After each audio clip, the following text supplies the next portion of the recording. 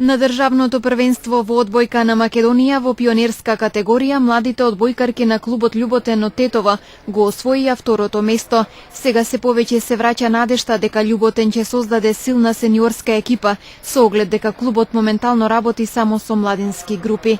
На државното првенство на Македонија во категорија пионерки одбојкарскиот спорт Тетово успеа после доста години да биде втор во Република Македонија со пионерската екипа на Љуботен.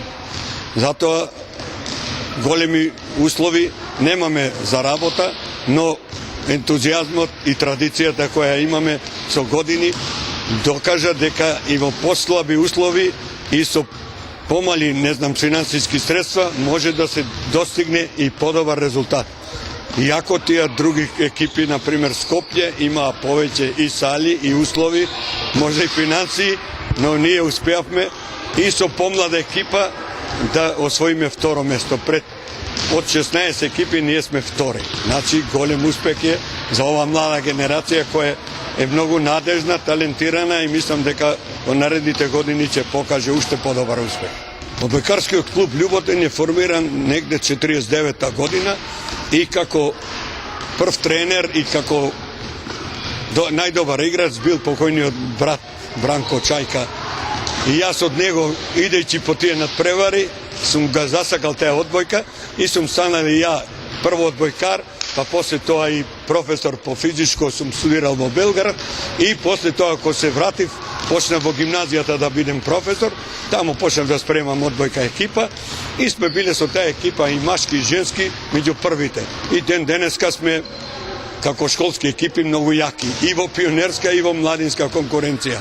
На државното првенство на Македонија пионерките на одбојкарскиот клуб Љуботен беа најмлади меѓу пионерките од 16 одбојкарски клубови од земјава на возраст од 10 до 16 години. Тоа ги стави во незавидна позиција да имаат помалку години искуство во тренирање и надпреварување, но и покрај тоа нивната спортска дисциплинираност и љубов кон одбојката беа пресудни да го освојат среброто и да се вбројат во групата на надежни одбојкарки на Македонија. Во овој клуб тренирам околу 2 години. Љубовта од одбојката имам уште како мала. Уште како мала сум гледала одбојка и мајка ми тренира одбојка, може да и генетски. Ја секогаш сум сакала да гледам одбојка, но и имала голема желба за играње. Уште како мала сум тренирала така со децата од училиште, но почнав сега да тренирам професионално. Ние за надпреварот се спремавме, може да се каже цела година.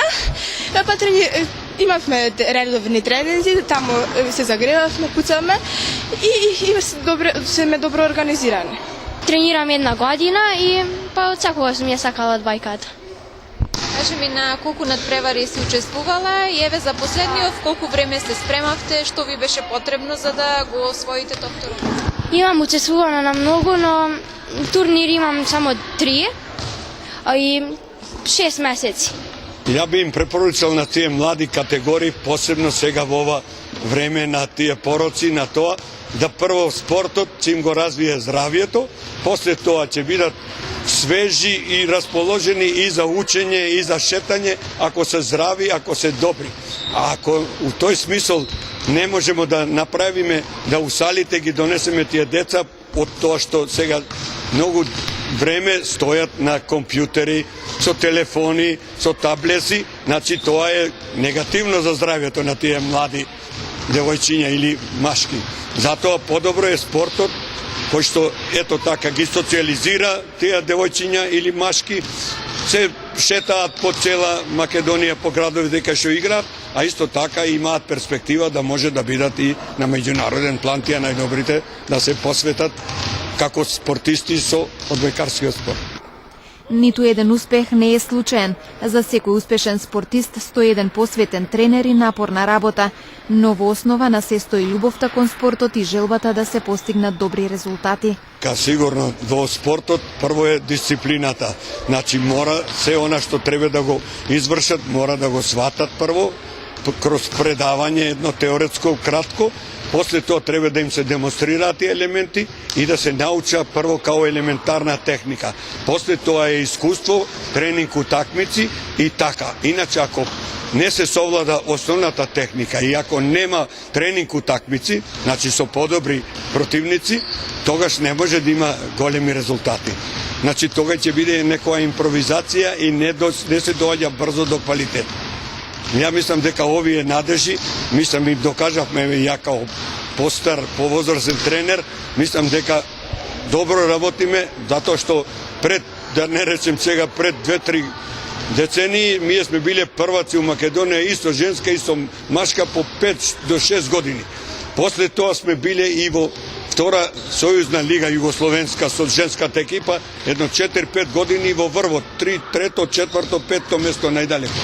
Исто така со машките екипи смо биле со 5 екипи машка во нашава државна сега лига, тога се викаше републичка, а после тоа смо биле и во втора лига со Југохром, со Љуботен, со Лешок, значи тие се екипи кои од ова поднебе излегле и беа меѓу првите во Македонија. Сем Вардар Скопски, ама тој собирал играчи од сите градови. Ние не сме зеле ни еден играч као појачање. Секако треба да си има прво љубов, но не мора да се откаже од многу други работи, затоа што ако си има желба, се може да се постигне. Па само да веруваме дека тоа можеме да го достигнеме.